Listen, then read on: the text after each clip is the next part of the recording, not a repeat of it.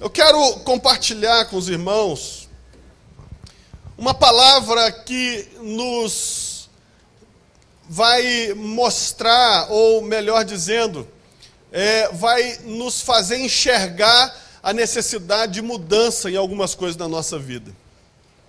Essa semana Deus me tocou em um momento do dia assim muito forte, falando sobre mudanças, né?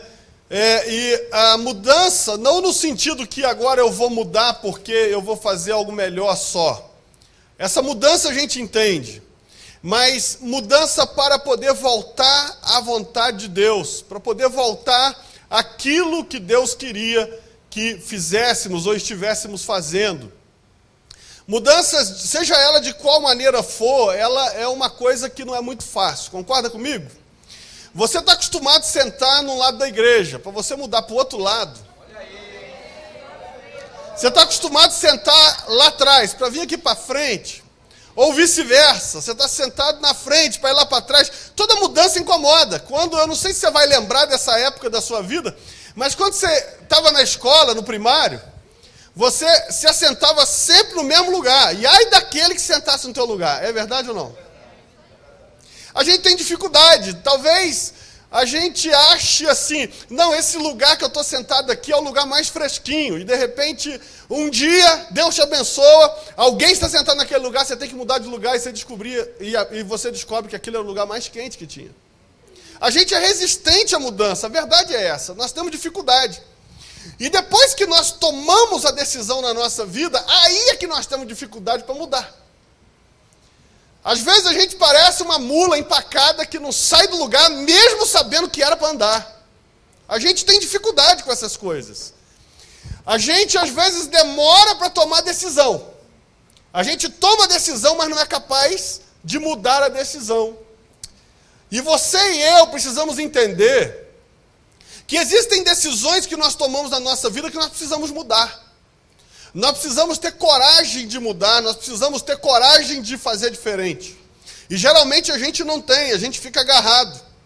Às vezes a gente fica pedindo e orando a Deus, dizendo, Senhor, muda a minha vida, Senhor, muda a minha história. Mas fala com o seu irmão, Deus começa mudando através da sua decisão de mudar.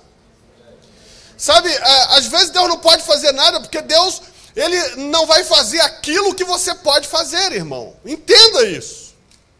Deus não vai fazer aquilo que cabe a mim e a você fazer. Às vezes a gente está orando, pedindo a Deus, é só um exemplo, mas pedindo a Deus que Deus toque no irmão para vir pedir perdão a nós. E Deus não vai fazer isso, porque era a gente que tinha que ir lá pedir perdão para Ele. Às vezes a gente não encontra a resposta de Deus, porque nós estamos presos em mudanças que nós devemos fazer e a gente não faz.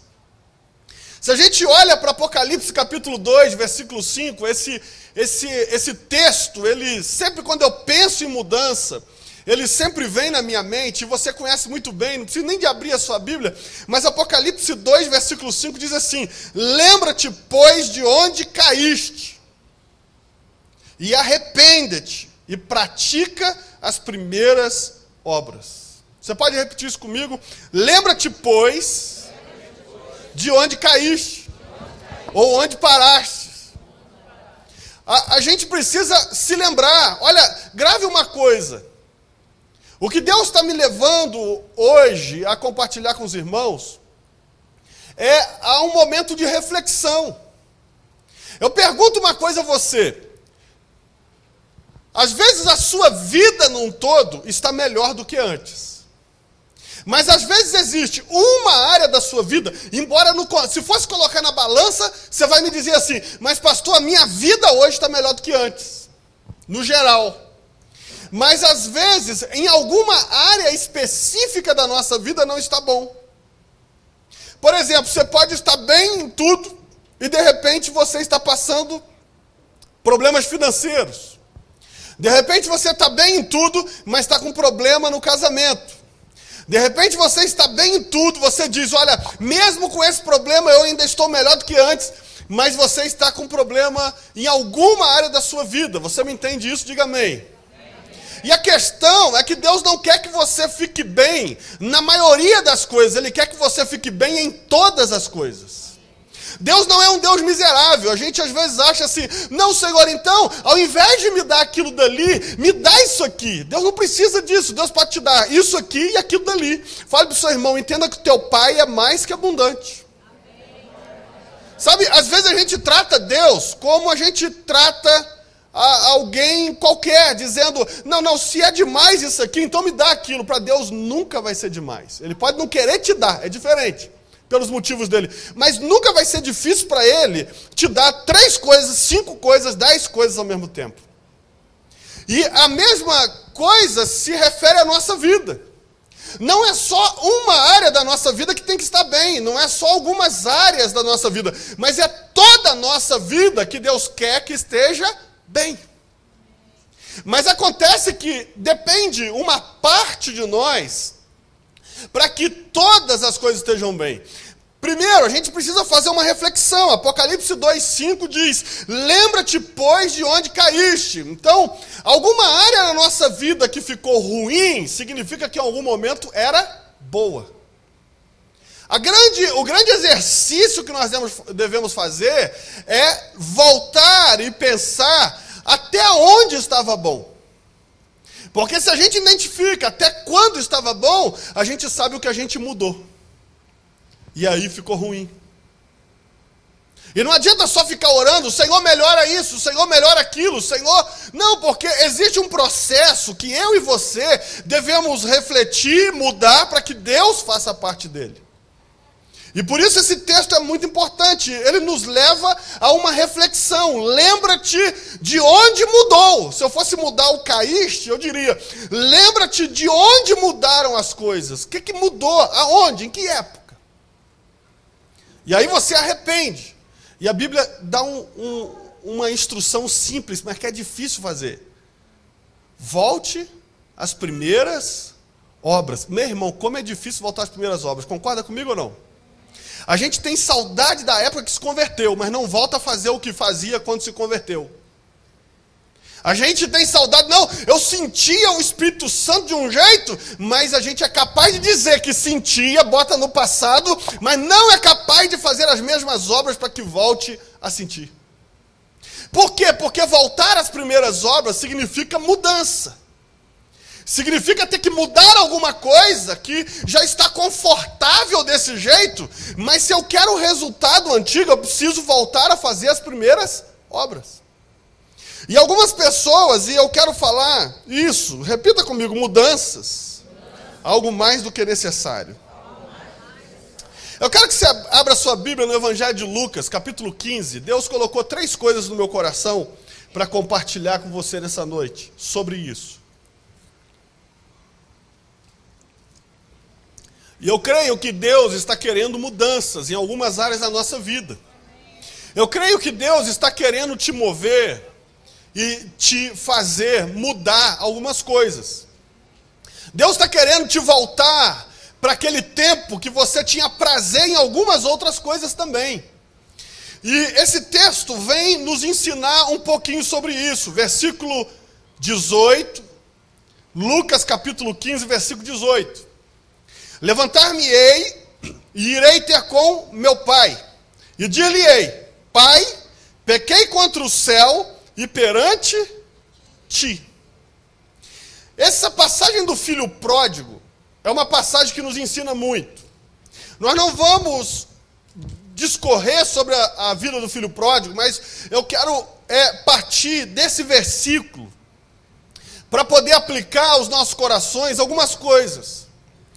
Preste atenção, o filho pródigo, ele tomou uma decisão, uma mudança que foi ruim. O que eu quero te mostrar é que existem escolhas que são ruins. E existem escolhas que nós vamos fazer que são ruins. Existem mudanças, o filho pródigo queria uma mudança na vida dele. O filho pródigo, essa passagem também é uma passagem sobre o desejo de mudança. O filho pródigo não queria continuar naquela vida que ele tinha, ainda que uma vida de príncipe, ou seja, o pai dele era o dono e era muito rico, era o dono de tudo, mas ele estava cansado daquela vida e ele queria uma mudança. Fale para o seu irmão, você querer uma mudança não é o problema. Aliás, eu te digo de coração, você deve querer uma mudança. Existem áreas da sua vida que a mudança não vai envolver pessoas. Por exemplo, você é casado. A mudança vai ter que ser para melhor. Ou seja, você vai ter que ter um casamento melhor. Mas não vai mudar nem de marido nem de esposa. Então existem mudanças que não vão envolver área geográfica ou pessoas que estão ao seu lado, mas que pode de qualquer forma melhorar. Mas a verdade é que se você não quiser mudança, você vai ficar para trás. Se você não ficar e entender que precisa mudar, aquilo que é bom pode estragar. Aquilo que é bom pode ficar ruim. E quando a gente olha para a passagem do filho pródigo, a gente olha um homem que queria uma mudança. Fez uma escolha ruim. Ele pegou tudo, e o pegar tudo não era ruim. Mas o que ele fez com tudo que ele pegou é que foi ruim. E levou ele à sarjeta, levou ele ao nível mais baixo que um judeu jamais poderia pensar em chegar, que era comer a comida de porcos e cuidar de porcos. Um judeu nunca faria isso. O judeu não pode nem comer carne de porco. O porco é considerado algo imundo para o judeu, um animal imundo, proibido de comer. E agora não só ele está convivendo num chiqueiro com porco, mas ele está comendo a comida do porco. Ei, meu irmão, grava uma coisa, tem gente que está comendo lavagem porque quer. No sentido espiritual falando. Nenhum diabo chegou e mandou aquele filho pródigo comer lavagem. Foi as más escolhas do filho pródigo que o levou a comer lavagem. Ele nunca acordou pela manhã dizendo, quer saber de uma coisa? Cansei de ouvir essa mensagem, eu vou comer lavagem. Ninguém acorda de manhã pensando, imagina que café da manhã gostoso. Pegar um prato bem fundo, uma cumbuca, e colocar o que naquilo? Lavagem. E comer com suco de lavagem. E depois a sobremesa de lavagem. Pensa. Você já acordou de manhã querendo comer um negócio desse? Eu estou doido para comer um pão estragado, cara. Um pão mofado. Vou lá na casa da minha sogra. Quando eu percebo, porque assim, eu percebo que a minha sogra está chegando. Sinto. É um negócio assim quase que espiritual. Eu já grito de longe, eu estou sentindo um cheiro de mofo. Ela responde, estou chegando. Ninguém acorda de manhã pensando assim, eu vou comer um pão mofado hoje, comer um negócio diferente. Não vou comer só o queijo estragado, porque queijo estragado custa caro. Como é que é o nome mesmo do queijo estragado?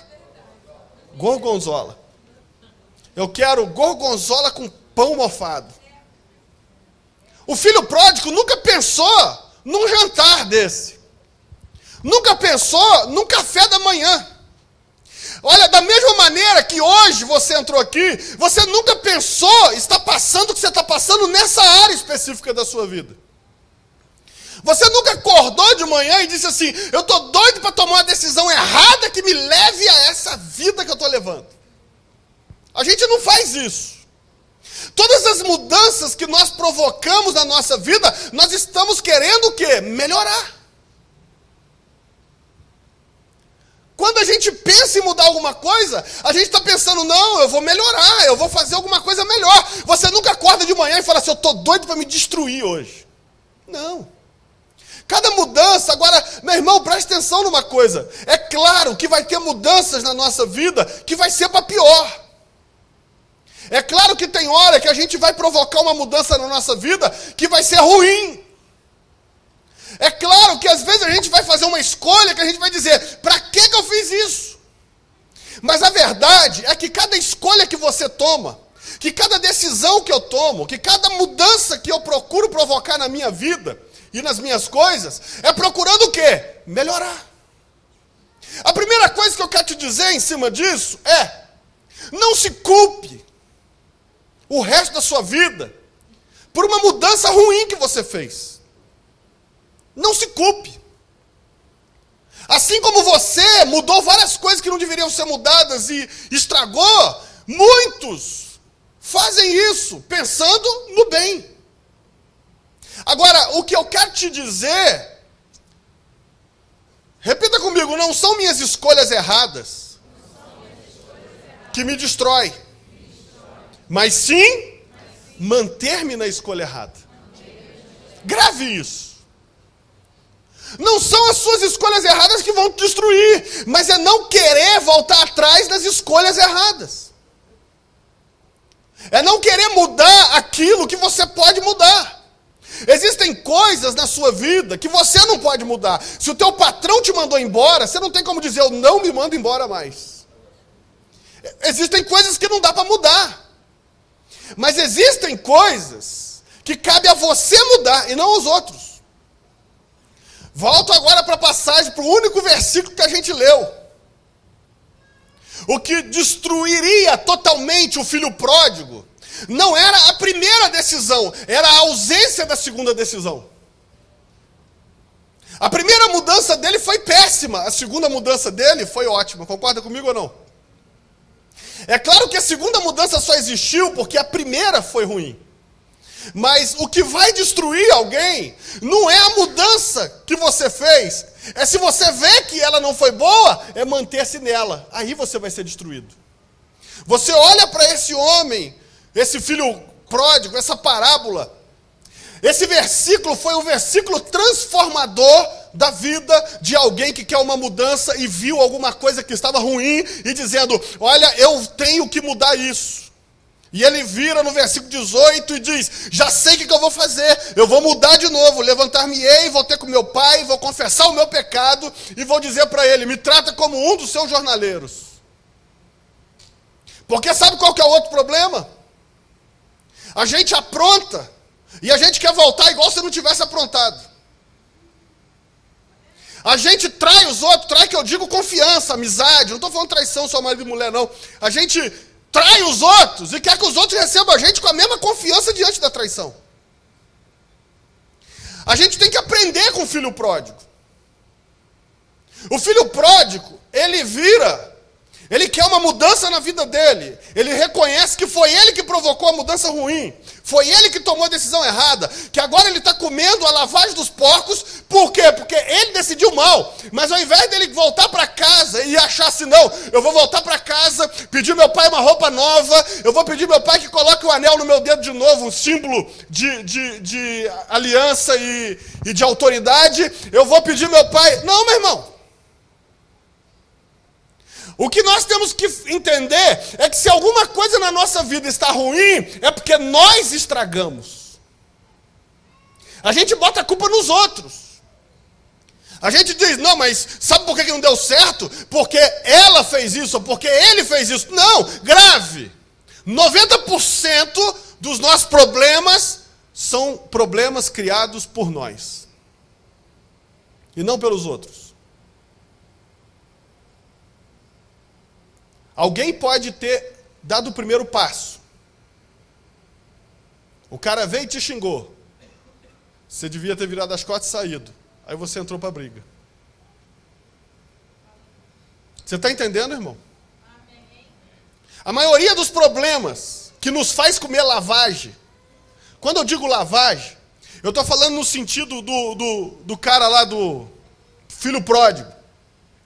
É o último nível de um judeu. Aliás, esse não é nem o nível. Ele desceu abaixo do fundo do poço do judeu, que é conviver com porcos, comer comida de porco e ter que limpar o chiqueiro. Para o judeu, esse seria inconcebível. Acredite, quando nós estamos em alguma área da nossa vida, parecido com o filho pródigo, pode acreditar que fomos nós que criamos isso. Por orgulho, muitas das vezes. Por várias coisas, porque o orgulho às vezes nos leva ao fundo do poço, sabia disso? Mas esse filho pródigo, ele pelo menos tinha uma coisa, ele sabia o que ele merecia. E ele quando toma essa decisão no versículo 18, ele fala assim, olha, eu quero mudar de vida, mas eu sei que eu não tenho o direito de ter a mesma vida de antes.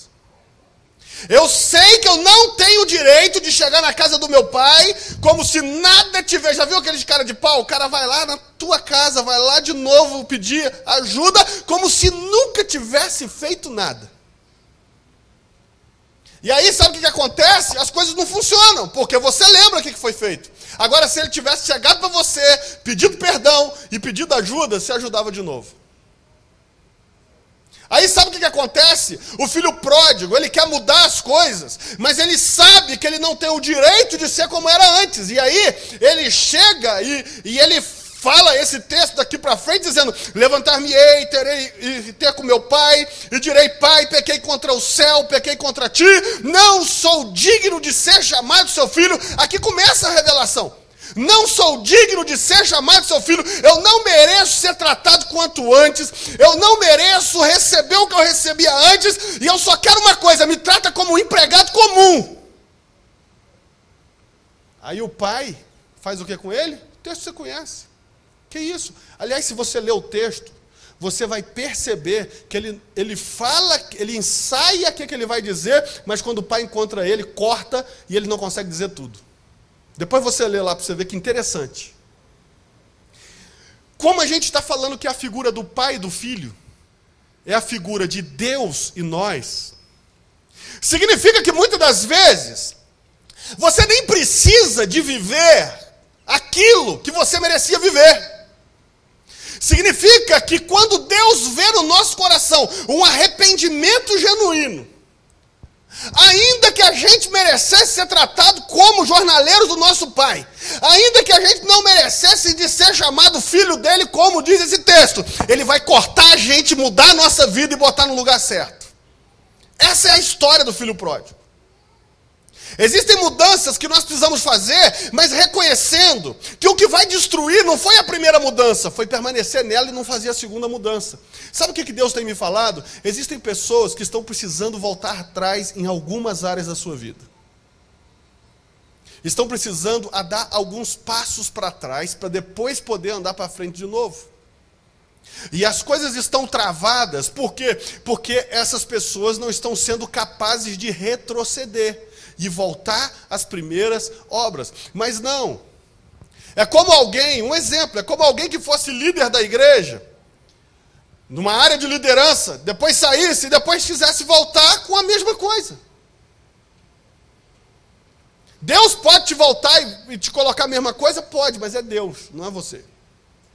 Deus pode restaurar essa área da sua vida até melhor do que antes? Pode, mas Ele precisa, como na passagem do filho pródigo, ver em você o verdadeiro arrependimento e mostrando que eu estou disposto a voltar lá atrás, não ser mais o que eu era antes, ser muito menos, mas para poder fazer o certo. Fale que vocês estão tensos hoje, irmãos, mas eu sabia que ia ser meio tenso hoje. Fale, não são suas escolhas que te destroem, mas se manter nessa escolha que te destrói. Precisamos ter a capacidade de voltar atrás, irmãos. O que Deus tem colocado no meu coração é que nós perdemos, nós que eu digo, não é só você, nós perdemos a capacidade de voltar atrás. Perdemos. Parece que a marcha ré do nosso carro quebrou, só anda para frente agora. O problema é que na frente muitas das vezes tem um abismo. Pegar um caminho errado não é o seu fim, permanecer nele é que vai ser o seu fim. A escolha errada que você fez só te mata se você continuar com a mesma escolha. Precisamos romper com o nosso orgulho. Mas o que vão dizer de mim? Vão dizer o quê? Que eu não dei certo? Você não deu certo, acabou. Começa de novo.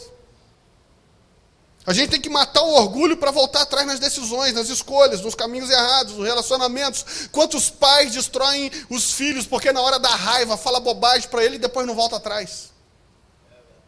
Quantos pais perdem seus filhos para os traficantes, para as drogas, para a prostituição, porque na hora da briga simplesmente fala coisa que não devia e depois que passa a raiva não vai lá e diz: me perdoa, meu filho. Tem que ser capaz de voltar atrás. Quantos maridos e esposas terminam no divórcio porque brigam, falam que não devia, mas quando chega de noite, ao invés de um dormir do lado do outro, ainda que seja de costa, eu vou dormir na sala. Aí liga a TV, começa a passar coisas que vão te levando para outro caminho.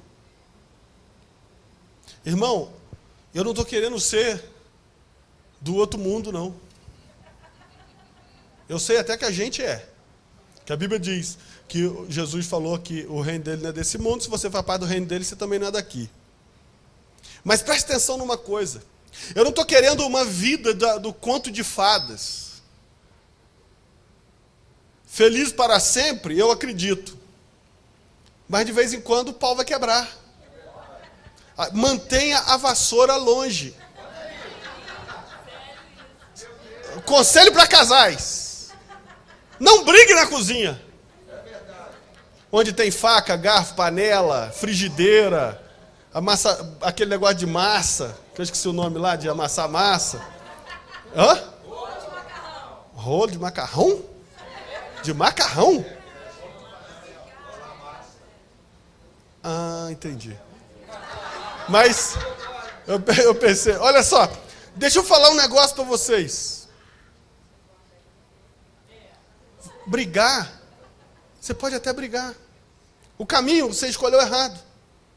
Mas o que vai destruir o seu casamento não são as brigas, é a falta de conserto.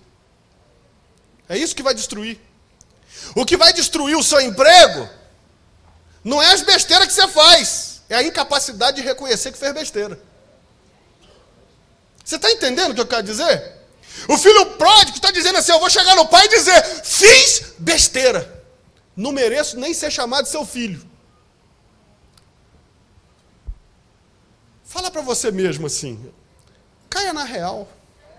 Tem hora que você faz besteira. Não aproveita e fala para tua esposa não, é para você, viu? Viu as cabeças virando para o lado, é para você. Vira para você agora e diga, caia na real. Tem hora que você faz besteira. É ou não é? Meu irmão, tem hora que a gente faz besteira, é ou não é? Tem hora que você perde o juízo e dá um carro para tua esposa. Não, vamos consertar isso que não vai ficar legal. Vamos consertar. Aliás, não vou nem tentar consertar que estraga. Presta atenção numa coisa. Tem hora que você vai fazer besteira. A questão é que a gente precisa cair na real e mudar a besteira que a gente fez. Existem pessoas que precisam voltar atrás em algumas áreas. Não seja intransigente, inflexível, volte atrás. Preste atenção, voltar atrás não é para os fracos, é para os fortes. O fraco fica lá. Eu não volto, porque eu vou perder esse lugar. Eu não volto. E o forte? Eu volto, porque depois eu pego de novo. Fale para o seu irmão, voltar atrás não é para fraco. É para forte. Porque voltar atrás não é um sinônimo que você é inferior. É um sinônimo que você está no andar um pouquinho mais alto. Voltar atrás não significa fraqueza. Voltar atrás é uma questão de inteligência algumas vezes. Voltar atrás vai manter seu casamento de pé. Voltar atrás muitas das vezes vai manter o seu emprego de pé. Voltar atrás muitas das vezes vai manter os seus negócios de pé. Você sabe o que é a coisa engraçada? Quando o cara é empregado, ele engole tudo quanto é sapo, senão ele vai ser mandado embora. Já viu isso? E quando ele vira patrão, ele não engole nenhum sapo, embora o dinheiro ia ser dele. Parou para pensar nisso? Fale para o seu irmão, às vezes voltar atrás é questão de sobrevivência. A gente está esquecendo que não são as nossas escolhas erradas que vão destruir, é nos manter na escolha errada que não vai destruir. E o filho pródigo, quando vê que fez uma mudança que foi ruim para ele, uma escolha que foi ruim, ele simplesmente diz, quer saber de uma coisa? Cansei, levantar-me-ei, voltei com meu pai, dizer que eu não mereço ser tratado como antes, mas eu vou mudar. Sabe qual é o nosso problema? A gente está querendo honra quando não tem honra. A gente quer passar o momento da vergonha, a gente quer pular o momento da vergonha. Preste atenção numa coisa. Davi cometeu adultério com Betseba. Natã trouxe a sentença. Seu filho vai morrer e o teu outro filho vai fazer a mesma coisa que você fez, só que a luz, todo mundo vai ver, que era Absalão. Quando passa o tempo, a palavra, a sentença se cumpre. E as pessoas estão confundindo uma coisa. Há consequência de pecado? Há. Mas não se baseie na história de Davi. Porque a de Davi foi porque Deus deu a sentença do que ia acontecer. Aí a Bíblia nos mostra que houve um momento que Absalão toma o trono. Davi sai do palácio, vai embora, e um tal de Simei, do outro lado da montanha, vai jogando pedra em Davi e amaldiçoando Davi. Os homens de Davi eram valentes, vira para ele e diz: eu vou passar esse cão. Ele diz: não, é o Senhor que está mandando me amaldiçoar. Quando o sacerdote veio trazendo a arca, ele falou: volte, porque se o Senhor agradar de mim, eu vou voltar para adorar aqui no templo. Passado muito tempo, Davi volta, Absalão é morto, Davi volta. Qual foi o primeiro cara que foi lá pedir perdão para Davi? Simei, o cara que amaldiçoou ele e foi jogando pedra nele. E deixa eu te dizer uma coisa, se você for capaz de voltar atrás, por causa das suas decisões erradas, você pode até sair do palácio, mas quando você entrar de novo, ninguém te tira. Porque Davi teve que sair do palácio uma vez, por causa de uma coisa errada que ele fez. Ele teve que sair porque ele adulterou com Betseba e matou Urias. E sabe por quê que ele teve duas sentenças? É porque uma é de Urias e outra é de Betseba. Porque ele adultera com Betseba e ele trai a confiança de Urias, matando Urias no campo de batalha. Um filho morreu e um filho se levanta como o cara que toma o trono dele. Agora preste atenção numa coisa. A Bíblia deixa claro dizendo: o que você fez em oculto vai ser visto por todos em Israel. Só que tem uma coisa: Deus permitiu ele perder o palácio, mas quando devolveu, você não vê mais nenhuma história na vida de Davi que Davi teve que abandonar o trono. Porque se você for capaz de dar um passo atrás, ninguém toma quando você pegar de volta. Você está entendendo a importância, irmão? De às vezes dar um passo atrás. De às vezes você... ah não, pastor, mas eu não queria que isso fosse descoberto. É porque talvez Deus está querendo tirar a mordaça da tua boca. Por isso que Ele quer que seja descoberto. Você entendeu? Porque quando é descoberto, acabou. Você não é mais prisioneiro. Mas o problema é que a gente não quer deixar o palácio. Se o filho pródigo voltasse querendo a cadeira que ele se sentava, ele talvez não ia receber, porque aqui é a figura do pai com o filho, é a figura de Deus com a gente.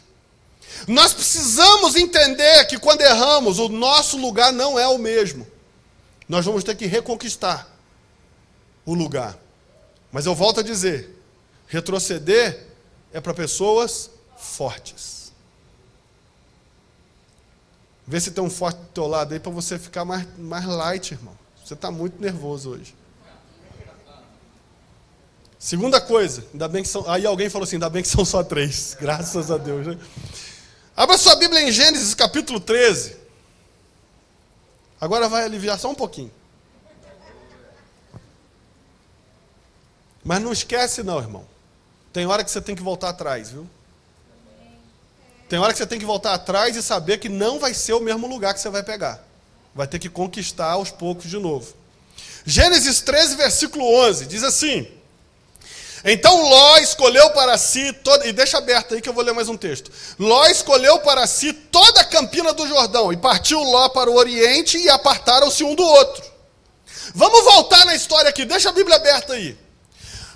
Abraão oferece um ótimo negócio para Ló. Ló, nossos pastores, nossos empregados estão brigando. Escolhe a direita que eu vou para a esquerda, escolhe a esquerda que eu vou para a direita. É um ótimo negócio. Você tem o direito de escolher. Concorda comigo ou não? Está lá, 3 bolsas. Tem 3 pessoas.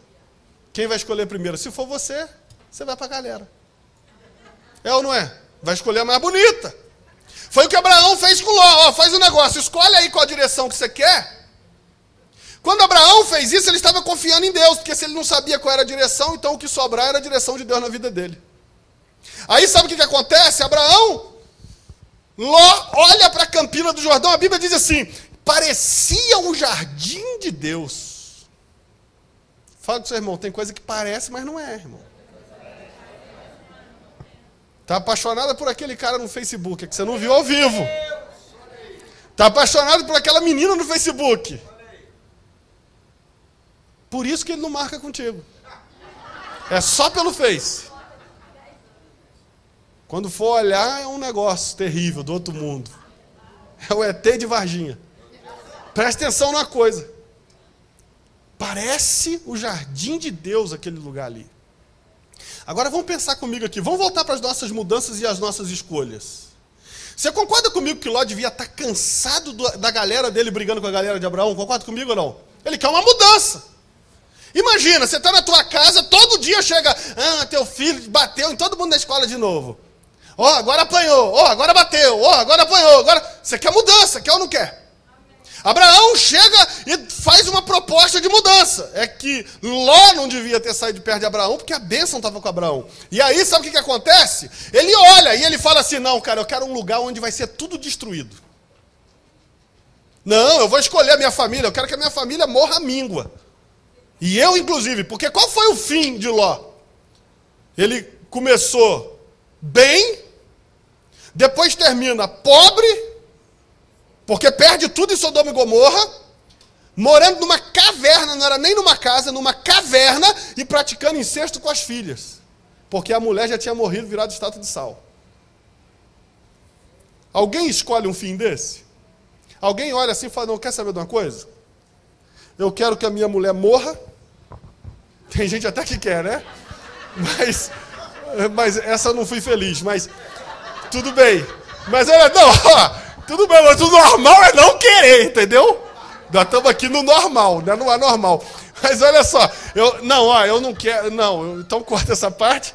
Mas, eu quero perder tudo que eu tenho, tudo. Quero ficar pobre de marré. E eu quero morar numa caverna, não quero ter uma casa. Poxa, se Saul foi aliviar o vento da caverna, eu quero morar numa caverna. E aí, ficar com as minhas filhas e pecar com elas. Alguém vai escolher um fim de vida desse, irmão?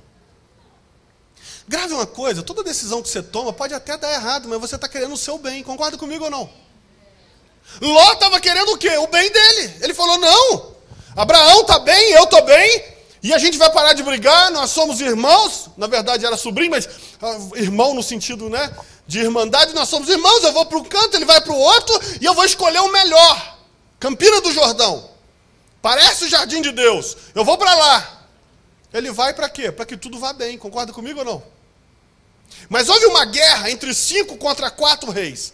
Os 4 reis é da área onde Ló estava. Os 5 reis eram inimigos. A Bíblia diz, os 5 estavam com Ló e os 4 eram inimigos. Os 4 vencem e levam todo mundo preso.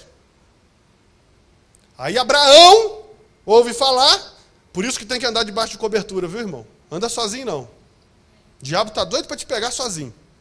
Aí, Abraão, cobertura de Ló, fica sabendo, junta 318 homens, com outro povo, vai lá, resgata tudo, devolve Ló. Qual é a de Ló? Essa terra não é tão boa igual eu pensava não, hein?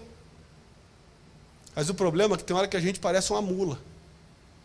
Deus manda o sinal. Se Deus tivesse falado comigo, você quer pior do que perder tudo, e Deus te dá tudo de novo. Quer sinal maior do que esse? Para ver que aquele não é o teu lugar. Para ver que você, se continuar ali, vai cair, as coisas podem piorar. Mas não, a gente não volta atrás. Está doido, eu vou voltar para a casa de Abraão, vou voltar a conviver? Que isso? O problema é que o orgulho está matando muita gente. O orgulho está matando muita história. Que era para ser linda e maravilhosa. Mas está sendo uma desgraça igual a de Ló, porque não volta atrás. Aí... se você olhar em Gênesis 19, versículo 16, ele escolhe muito bem. Gênesis 19, versículo 16 diz o quê?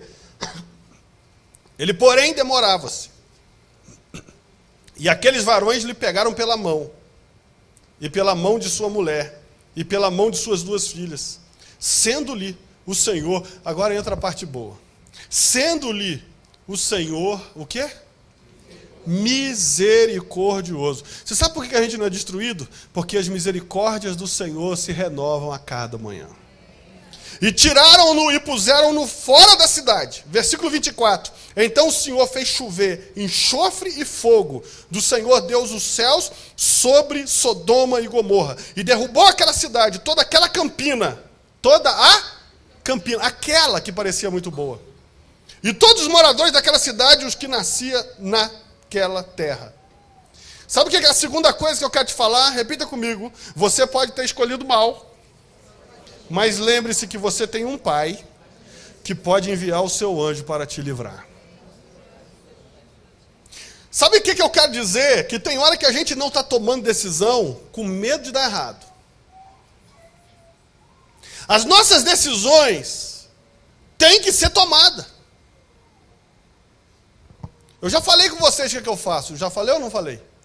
Eu sou um cara de oração, mas eu não tenho todas as respostas que eu quero ter de Deus.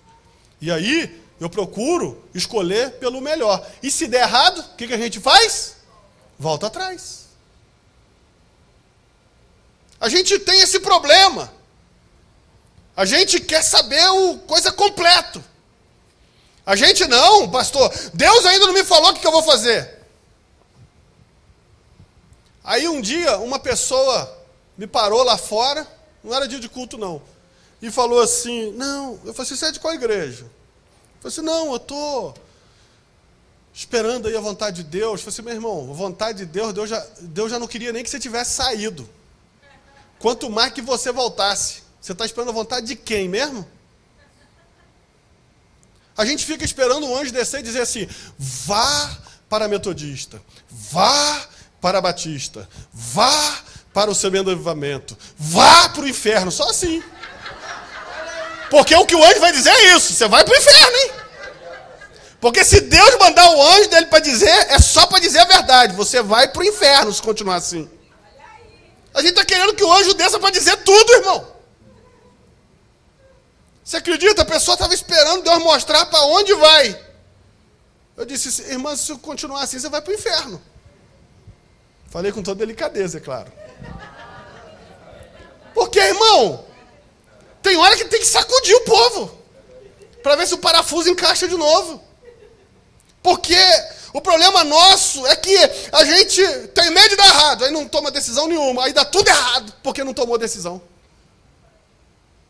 Não é só o orgulho que está destruindo a nossa vida, não. É a falta de iniciativa.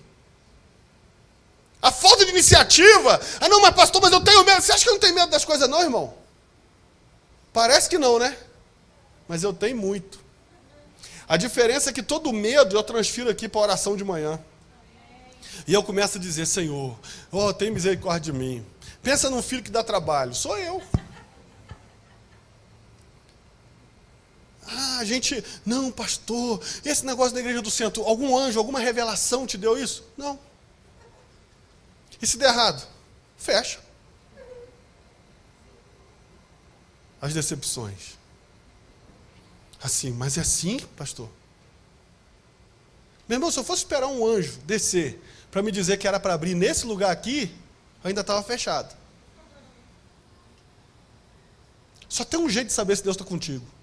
É indo.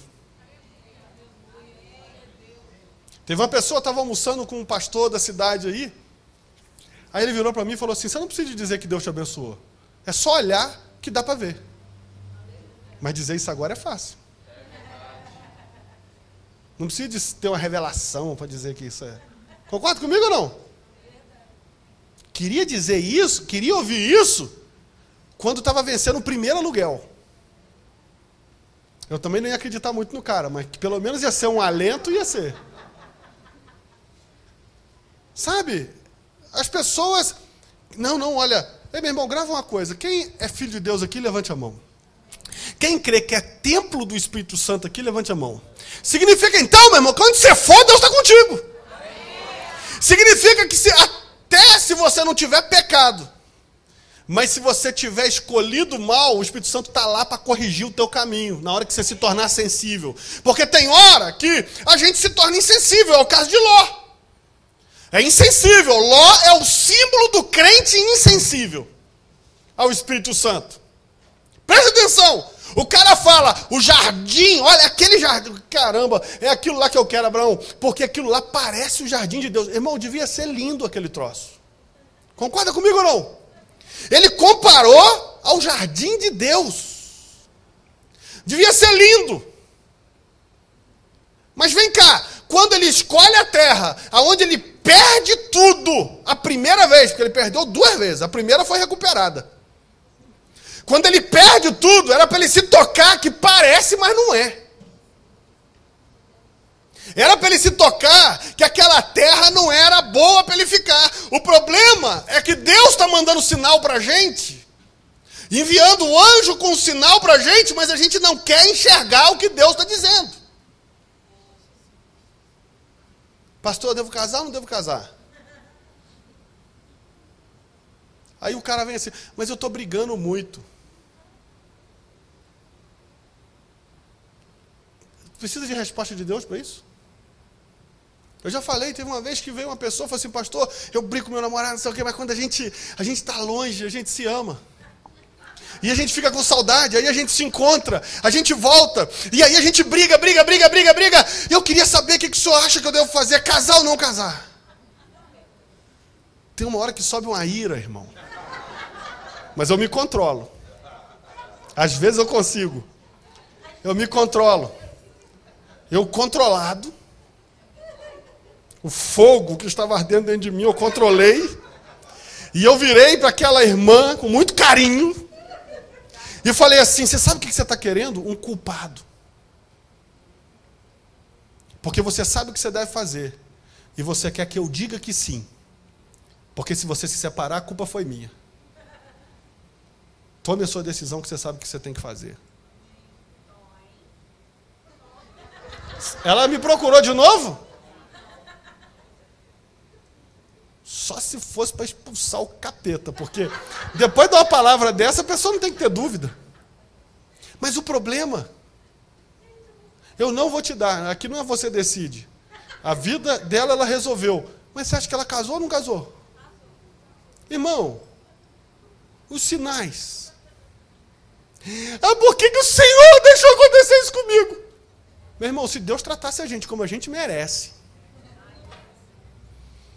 Deus ia pegar a ponta do dedinho e só fazer assim. Puf.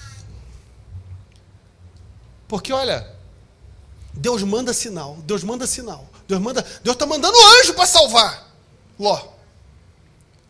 Ó, Ló está a quilômetros de distância de Abraão. Deus permite que um cara foge e vai lá contar para Abraão que Ló, esse cara é quem? É o anjo. O problema é que você quer ver um anjo assim, resplandecente. Aí a Bíblia diz que Satanás pode até se transformar no anjo de luz, aí o capeta te visita você pensando que é Deus, olha só. Para te dar a resposta errada. Aí, aquele cara que fugiu e foi até Abraão é o anjo de Deus. E aí, Abraão vai lá, pega, resgata o seu sobrinho Ló, resgata tudo, resgata os bens, resgata tudo. Quer sinal maior do que esse? Que o lugar é errado? Mas não, a gente tema. Ei, meu irmão, Deus já deu muito aviso aqui para muita gente e você está temando. Deus está querendo te dar uma vida melhor, uma mudança nessa área da sua vida. Ainda bem que terça-feira está chegando para refrigerar a alma, né? Ó, a terça, chegue logo. Terça da vitória. Mas eu estou aqui para te mostrar que a terça da vitória, ela é liberada palavras na sua vida, mas existem coisas que você tem que fazer para que as palavras se cumpram. Não adianta Deus usar os pastores para dizer, olha, Deus vai fazer isso, vai fazer aquilo, mas há uma parte que passa por nós. E se essa parte não for feita, tudo está travado. Ló recebeu a visita do anjo. Qual foi o anjo? O anjo chamado Abraão. Ele está lá no cativeiro, Abraão com 318 anjos, ou seja, homens, chega lá, salva Ló, e ele fica no mesmo lugar que deu errado. Aí dá errado de novo, só que dessa vez, e tem gente, meu irmão, que é difícil até se ajudar ela. Eu parei de tentar fazer o papel do Espírito Santo faz tempo. Porque tem gente que não quer ajuda. Tem gente que está querendo fazer o papel do Espírito Santo. Convencer o pecador do seu pecado. E o cara não quer. Ló vê 318 anjos junto com Abraão, ou seja, homens que vão lá, resgata ele e ele fica no mesmo lugar. Aí Deus envia agora anjo de verdade, só que com a aparência de homem. Porque Sodoma e Gomorra vai ser destruída. E ó, Abraão é um cara tão especial para Deus que Deus fala, como é que eu vou ocultar essa coisa para Abraão? Aí Deus começa um diálogo com Abraão, Abraão começa, mas Senhor, se tiver 50 justos naquela cidade, o Senhor libera? Libero. E 45, e 40, chegou em 5.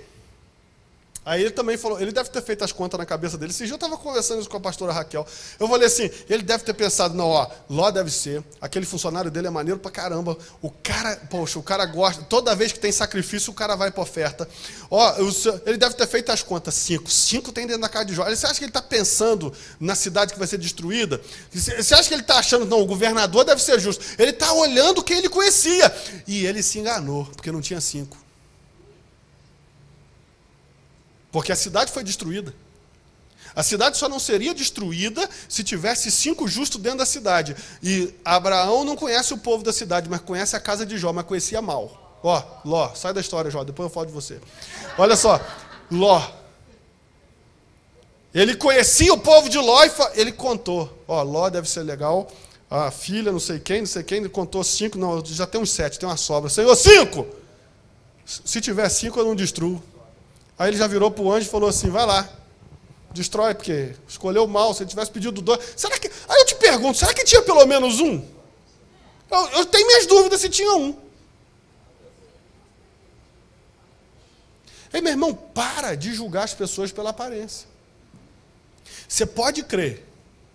Um dia que você chegar lá no céu, pergunta para Abraão, fala a verdade, você achava que tinha 5 caras justos dentro da casa de Ló.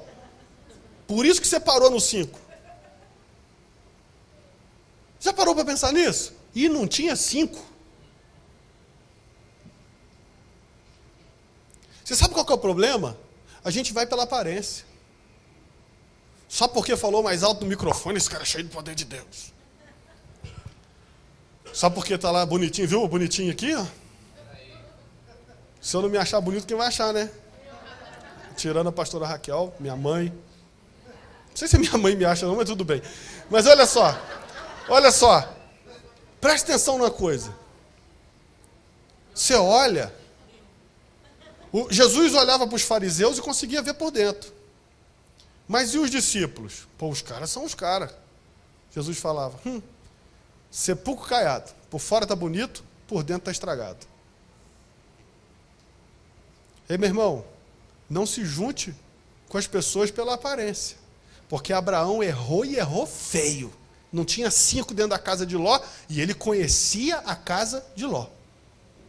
Aí sabe qual que é o problema? A gente está falando, Deus não mandou ninguém para me livrar. Mas quantos que ele mandou que você não viu? Você não reconheceu como sendo Deus. Você não reconheceu como um sinal de Deus para não fechar aquele negócio. Não reconheceu como um sinal de Deus para não fazer aquele negócio. Sabe qual que é o nosso problema? A gente culpa Deus pelas nossas escolhas. Não culpe a Deus pelas suas escolhas, clame com Ele, por Ele, porque Ele vai consertar as suas veredas, é o contrário. Se você mudou alguma coisa e essa alguma coisa ficou ruim, não culpe. Deus, por que o Senhor deixou? Eu deixei porque você escolheu. Ao invés de ficar querendo culpar Deus, começa a clamar, Senhor, eu sei que Tu estás comigo. Me livra, muda a minha vereda, conserta o meu caminho. Quantas vezes nós estamos dizendo a Deus a coisa errada? Quando a gente pecou, brincou, quando a gente escolheu mal, a gente não perguntou para Jesus, mas aí quer botar Jesus na furada. Eu te falei, 80%, 90% dos nossos problemas foram criados por nós. Porque a gente não segurou o impulso, porque a gente não segurou o orgulho, porque a gente não segurou a ânsia de fazer. Preste atenção numa coisa, se escolhermos o nosso próprio caminho, pode faltar ajuda, mas se escolhermos o caminho de Deus, pode ser que Jesus venha sobre as águas, no meio da tempestade, te salvar. Os discípulos atravessaram para o outro lado do barco, não foi por escolha própria. Foi porque estavam no caminho que Deus queria. Quando a chapa esquentou lá no meio do mar, Jesus veio andando sobre a tempestade para livrar eles. Jesus veio andando só porque o caminho estava certo. As pessoas fazem o errado e depois quer que Deus resolva tudo. Faça o certo que Deus vai vir ajudar até sem você pedir ajuda. Você pode ter feito errado e ofender. Faça o certo, pede perdão, Jesus vai vir sem você pedir. Não espere ajuda sobre coisas que você insiste em mantê-las erradas. Porque Deus vai precisar que você mude aquela escolha, para que Ele venha agir sobre o que você tomou certo. Fale para o seu irmão, mude que tudo muda, irmão. Agora, deixa eu te dizer de novo. Ló escolheu mal demais, mas o anjo de Deus foi lá ajudar ele. Pare de ficar com medo. Fale com o seu irmão, pare de ficar com medo. Troca esse DVD aí, irmão. Sabe, eu virei para aquele rapaz e falei com ele, o medo é um agente de Satanás para te manter parado. O diabo sabe que não pode ficar na tua frente. Sabe o que ele faz? Bota medo na tua frente. Aí você não se move, te mantém parado. Fale para o seu irmão, não fique parado por causa do medo. Uma vez, quando eu fui trocar de empresa, meu diretor falou comigo assim, sabe o que vai acontecer? Você vai pedir demissão aqui, eles estão usando todo mundo lá, vai usar 3 meses e depois vai mandar embora. Eu falei com ele assim, eu prefiro me arrepender de ter ido do que de ter ficado. Porque pelo menos eu me dei a chance de mudança. Mas quando a gente tem medo de voltar atrás, a gente não quer errar. A gente quer acertar todas. Me mostra alguém que acerta todas. Não tem. Fale para o seu irmão, você vai mais longe. Quando vencer o medo. E a última coisa para a gente acabar logo, começar um louvor bem gostoso. Para animar essa galera. Vê se teu irmão está com cara de tenso aí. Acho que ele está com um pouco tenso, hein? Abra sua Bíblia em Provérbios 14. É a última paulada e acaba. Provérbios 14, versículo 12. Provérbios 14, versículo 12.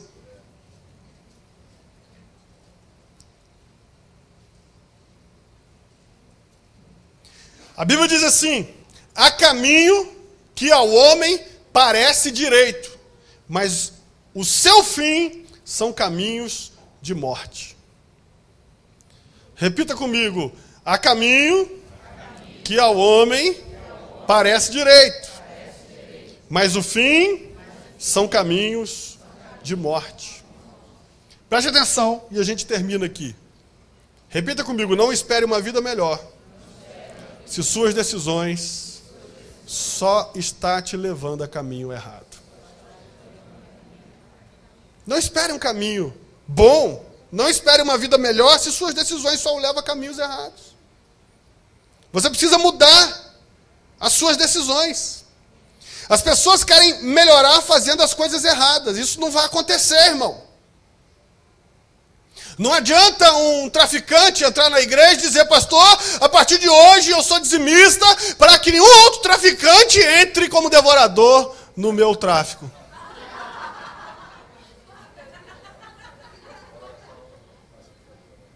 Que loucura! Sabe por quê? Não adianta querer fazer o certo para manter a coisa errada. Não adianta querer fazer 1, 2, 3, 4, 5 coisas certas para manter a errada. Se você não montar a errada, todo o final vai ser errado. Deus tem compromisso com o que é certo. Com a verdade. Com a justiça. As pessoas fazem a coisa errada para esconder a outra coisa errada. E aí vai ficando cada vez mais errado. Cada vez mais estragado. Cada vez mais comprometido. Cada vez mais amordaçado. As pessoas mantêm para esconder o erro e vai levando a outro erro. Quando o cara tem uma amante, eu já vi gente falando isso. Pastor, mas como é que eu vou fazer? Ela disse que vai contar para minha mulher, se eu largar ela. Aí o cara mantém o erro. Nossa, o diabo é sujo. Olha, a gente precisa entender que existem coisas que tem que ser consertadas para que todo o caminho seja consertado. Existem coisas que não adianta só fazer uma parte certa, porque o errado vai estragar o certo. Só deve haver um jeito de fazer as coisas.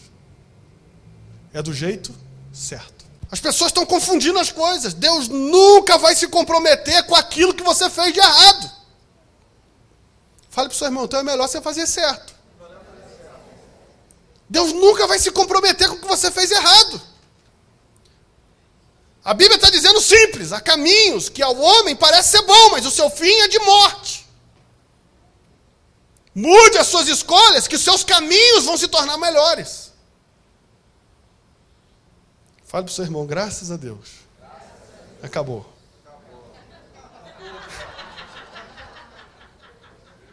Eu sei que você queria que tivesse acabado há uns 20 minutos atrás, 30. Mas deixa eu te falar uma coisa, irmão. Eu nem comecei daquele jeito que eu costumo começar, dizendo assim, irmão, ó, hoje... Porque eu sei que ia ser pior do que aquele dia que eu falei isso. Mas sabe o que eu quero te dizer? Deus está te dando oportunidades de mudar. Deus está enviando anjos para te acordar. Hoje eu sou aqui um anjo de Deus na sua vida. Para te acordar que existem áreas na sua vida que precisam ser mudadas hoje, senão vai ser tarde demais.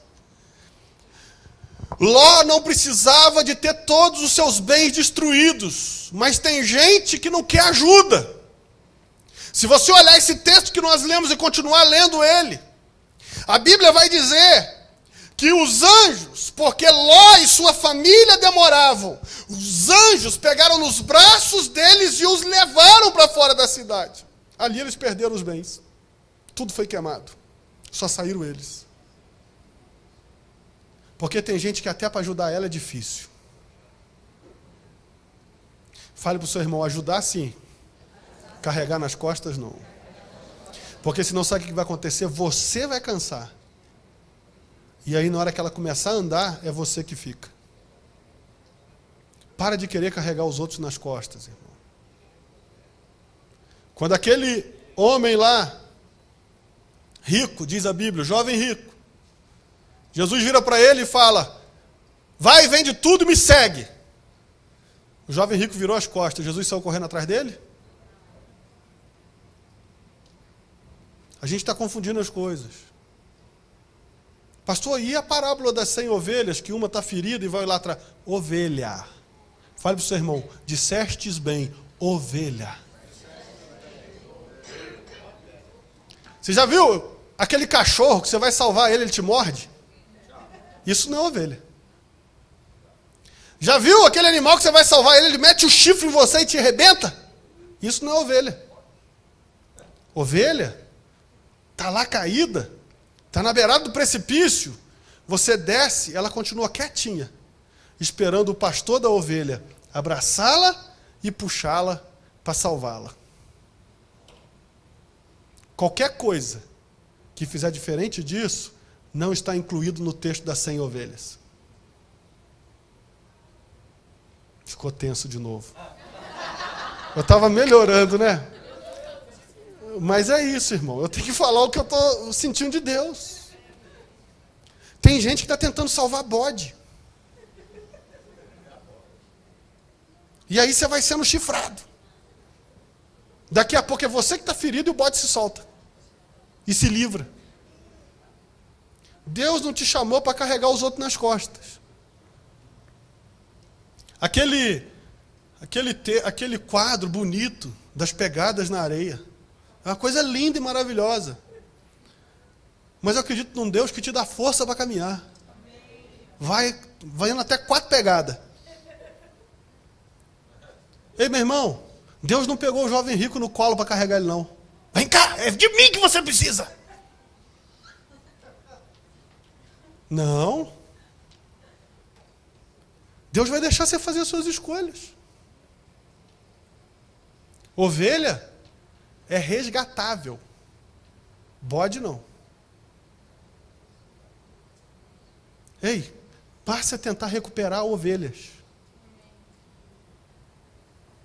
Se você trouxer bode para o teu aprisco, o bode vai matar as ovelhas.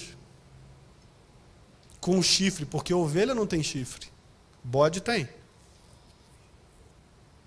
Você precisa entender que a sua oração é mais poderosa para salvar essas pessoas do que a sua tentativa de carregar nas costas. Fale para o seu irmão, você é um instrumento de Deus. Mas não ache que você é Deus. Porque tem gente que está achando que é Deus. Tem gente que está achando que pode arrastar. Ei, meu irmão, vai ter o culto do amigo domingo que vem, é ou não é? É a hora de você tentar pegar as ovelhas perdidas de Israel. O que eram as ovelhas perdidas de Israel? Os desviados. A primeira vez que Jesus mandou ir, ele falou assim, antes de ir ganhar o mundo, vá às ovelhas perdidas de Israel. Ovelha perdida de Israel é aquele que já foi do aprisco e se perdeu. Fale para o seu irmão, você tem a missão de convidá-los para domingo que vem. É nossa missão. Pessoas que não são crentes. Agora você vai conseguir carregar ele nas costas? Não. Não é você que convence ele, é o Espírito Santo que convence ele. Agora, a sua oração pode fazer com que o Espírito Santo convença ele. Você entendeu isso? E antes que a gente fique tenso de novo, fique de pé. Eu ia fazer uma pergunta, mas nem vou, que eu ia perguntar assim, você foi abençoado dessa noite? Eu não vou me atrever a perguntar isso de jeito nenhum. Mas eu vou te fazer outra pergunta. Eu vou te fazer uma pergunta. Você refletiu essa noite? Ficamos tensos de novo.